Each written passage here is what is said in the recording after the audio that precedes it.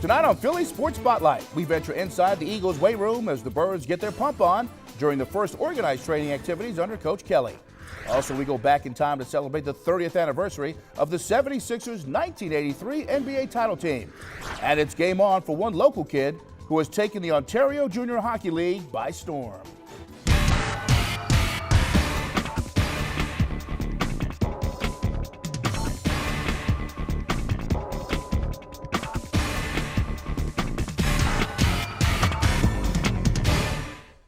And good evening, everyone. Welcome to Philly Sports Spotlight. I'm Phil Andrews, and come on. I want all you Philly fans out there to come clean.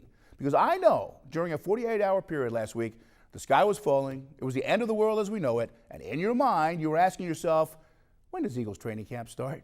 I mean, in the grand scheme of things, a somewhat anticipated reaction to the horrible start by the top of that Phillies pitching rotation. Let's start with the opening day starter, if you will. Cole Hamels, his first ever opening day start. Well, let's say it was one to forget, allowing 5 runs on 7 hits in 5 innings. Now, you should know, however, that Cole, historically, is a slow starter. Since 2008, he has a record of 1-5 with an ERA of somewhere around 7.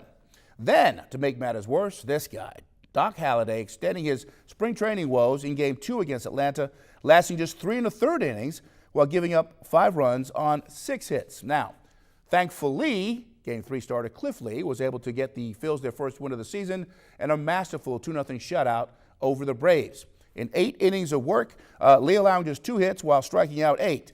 Nice to get a win this early in the season for Lee, considering that last year it took him 14 games to get his first victory, while on his way to a record of 6-9 in 30 starts. Unfortunately, Lee's efforts took the Phils only as far as Kyle Kendrick's start in the Phils' home opener against the Royals. In 5 2/3 innings of work, Kendricks gave up 5 runs on 8 hits. Not a great start for the Phils' rotation, but thankfully, baseball is a marathon, not a sprint, which of course means there's still plenty of time to rectify things. Well, April is a big month for the Philadelphia Eagles. For starters, new head coach Chip Kelly will endure his first NFL draft, while last week he had a chance to kick off his first team's voluntary offseason program, a program that involves some extensive time in the weight room. For those of you who have never seen the Eagles' weight room, all I can say is impressive. From the outside, it looks somewhat like a small airplane hangar. Inside, expansive, and stocked with some of the most state-of-the-art equipment money can buy. And trust me, under new head coach Chip Kelly, this room will, excuse the pun, get a workout. As a matter of fact, during the Birds' recent voluntary off-season workouts, it was good to see Pro Bowl tackle Jason Peters getting back into the groove of things, as he continues to rehab from not 1, but 2 Achilles injuries.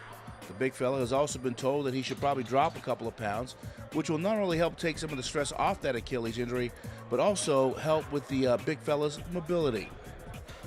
Defensive end Brandon Graham also looking to shed some extra pounds as he anticipates a move to outside linebacker.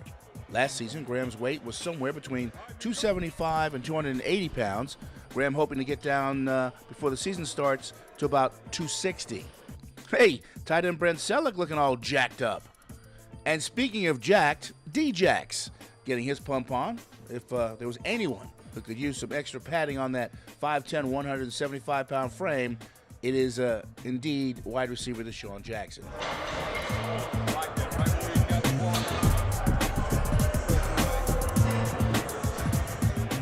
And what about quarterback Nick Foles? His future with the team still uncertain, but Foles showing no signs of slowing down.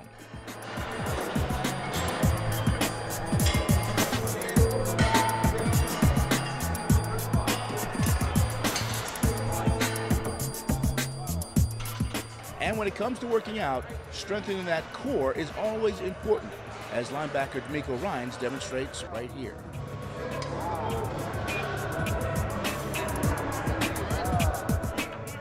By the way, since the Birds have a new head coach, they're allowed to hold an additional voluntary minicamp, which will take place April 16th to 18th prior to the draft. The Birds offseason workouts will take place May 13 to 15, 20 to 22, and then May 28 to the 31st. The full team mandatory minicamp is set for June 4 to 6. By the way, I don't know if you noticed or not, but last week the Birds released their preseason schedule. Let me see, week 1 they'll host New England, week 2 host Carolina, and then hit the road for games 3 and 4 of the preseason. They'll visit Jacksonville and visit the New York Jets. Now, you may already know that the regular season schedule is out. Times and dates and all that stuff have not been announced, but as you look at the schedule, you see any games there you're interested in? Of course, they'll play the customary games against their divisional rivals, the Cowboys, Giants, and Redskins.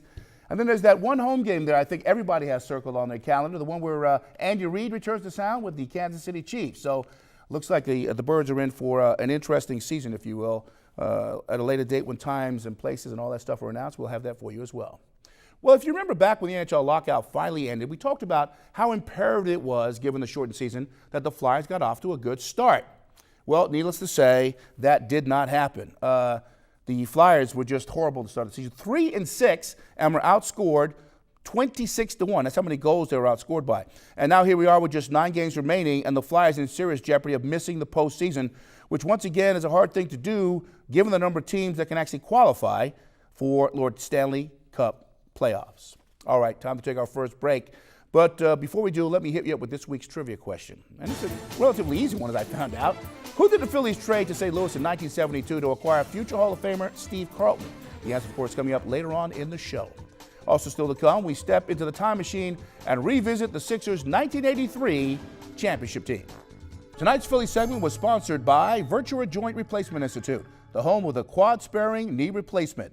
For more information, call 855-VIRTUA-3.